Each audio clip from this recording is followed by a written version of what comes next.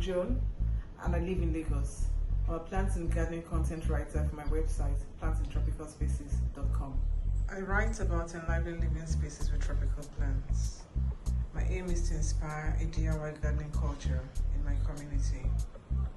When I'm not writing, I'm in my garden, honing my horticultural skills, or making videos like this. Today's video, I'd like to show you how I water my plants indoors. When I try to talk to people about having plants indoors, they often ask how much water or how often they need to water their plants. And I'd just like to show how I do this to encourage people to have plants indoors, because it's really not as difficult as they think. I think light is the most important thing that plants need, and next to that is watering. So sometimes actually it's more insufficient light that kills plants, and next to that is overwatering as well. So I'll give you a demonstration of how I water these plants to keep them happy indoors.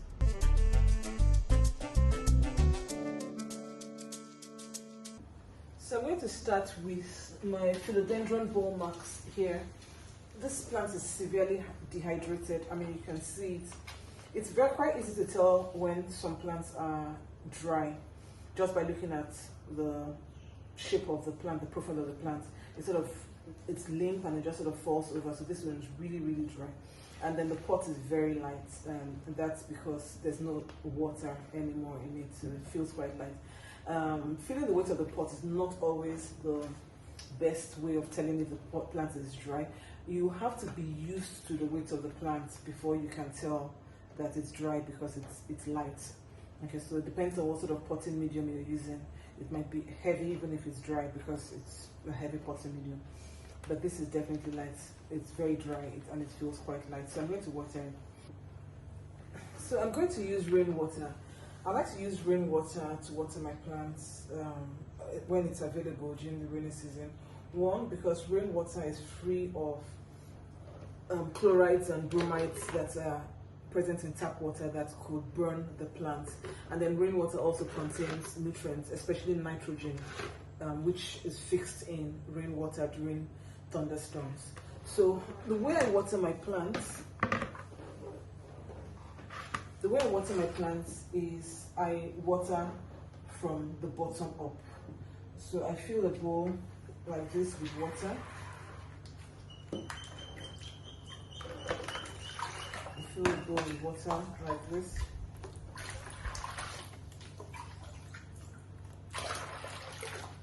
And then I put the plant in it, just like that. I mean, you can see it's floating. Come closer. See it? It's floating. That already proves how light it is. And if you watch carefully, you might see air bubbles escaping very soon.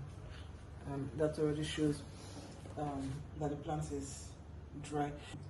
We just had a technical problem, so you didn't see those plants finally settle down at the bottom of the pot. The soil is now saturated with water, so the soil has pulled water up through what's known as capillary action, and the air spaces that were previously in the soil have now been filled with water. So what really happens when a plant is saturated with water like this, or a pot is saturated with water, is that it expels air from the air spaces or the pore spaces between the soil particles, and it fills the pore particles with water. And as the plant uses up water, air goes back into those pore spaces, and that's why the pot feels light. It's now devoid of air. Okay, so my plant is fully saturated now. So I'm just going to leave it somewhere to drain. And so about the air, a reason why we're often advised to water our plants only when dry is because when the soil is slightly dry, it begins to fill up with air so that the plants can receive oxygen. Now, if the soil is always wet, you wouldn't have air in the pore spaces, and therefore the plant is unable to breathe, and that's what causes plants to die. That's how overwatering kills plants, by suffocating them actually. Terrible. So the next plant I want to hydrate is my black ZZ, the ZZ Raven.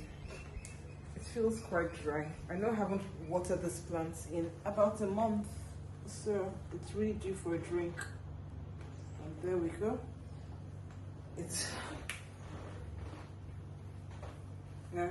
The medium feels dry. Another way you can tell that your plant needs a drink is also by filling the medium, filling it as low as possible. The last thing you want is to overwater a plant, especially for plants you grow indoors, because they're not exposed to the drying elements of the sun and the wind. They take up water, or they get dry slowly, much more slowly than they would outside. Now also, when plants photosynthesize, when they have sunlight, they photosynthesize and they use up water. Now obviously indoors, they don't have as much sunlight as they would have outdoors. So they photosynthesize at a slower rate and therefore use up water much more slowly. So I'm going to set this aside. It's going to take quite a while for the water to come up. I'll be able to tell when the water level goes down at this point, and then I also will be able to see that this the cocoa peat, which I had used to top dress this, is going to become wet. So it's going to take quite a while. So I'm just going to set this aside and go get another plant.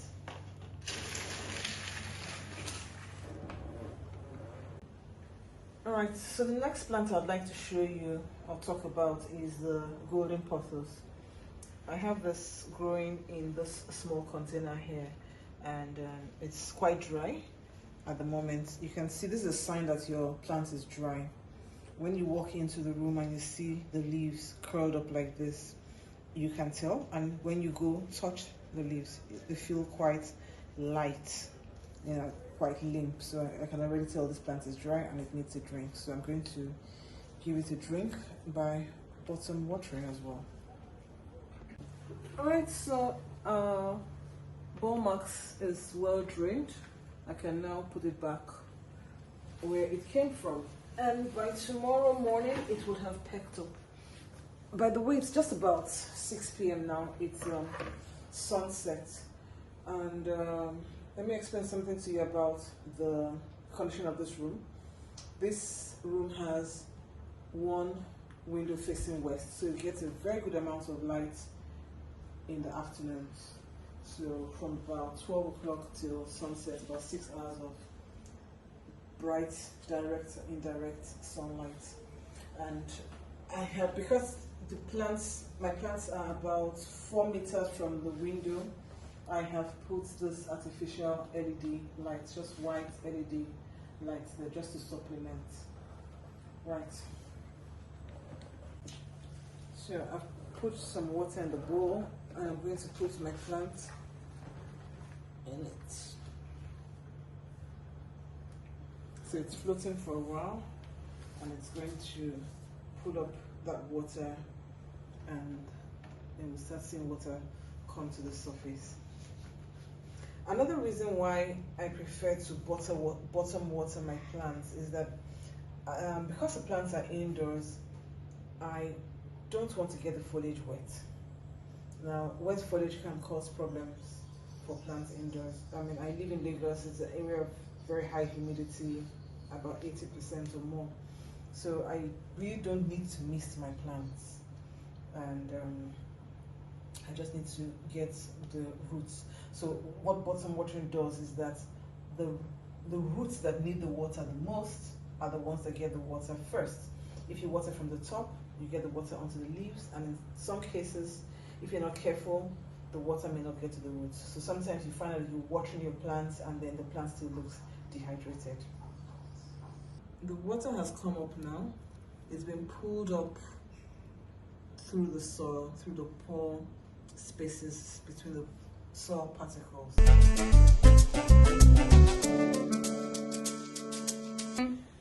So next, I want to check on this syngonium.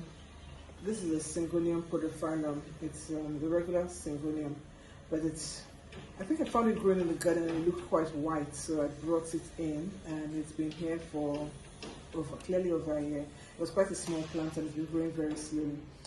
But what I realized is that it needs watering more often than the other plants in this room. So that's another tip. When you have plants in an area, try and put plants with similar needs in the same area. So this is evidence that it was dehydrated at some point. This also, the new leaf didn't unfurl properly because of dehydration. So what I'm going to do is now cut this plant. It's quite dry. I don't, like I said, I come to check on this plant perhaps once a week, and within that period, this might be dehydrated. So I'm now going to grow it as a plant in water. So I'm just going to cut off the top and put it in soil, in water. So I'm taking off the dead leaf. It's of no use to the plant at this stage. And I'll look for a node. For the syngoniums, they're a bit different. This is a potential root. So if I cut below this, it would root out.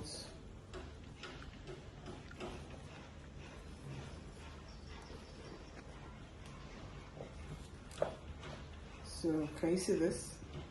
So this is a potential node. So I'm going to cut below, sorry, a potential root. So this is a node. So if I'm going to cut below this so that the roots will form here. Do this carefully.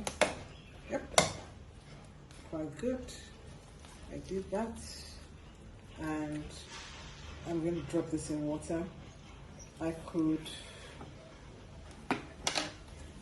maybe for some other plants, I will take out this lower leaves, but I'm going to take a chance because I think I like this leaf. I don't want to lose it. I like these leaves. So I'm going to just put it in water and let the plant continue life. So I'm just going to cut the top of this container. This is a container that had yogurt in it, and I have lots of this plastic things around, and I'll just use that as the container that will hold the plant in water. So I'm taking this out. This I think I'll take that to the garden and let it grow out into another plant, and then put this one in here, and it's going to root, and it will be hydrated and happy. So we'll check back on it later when it has grown new roots.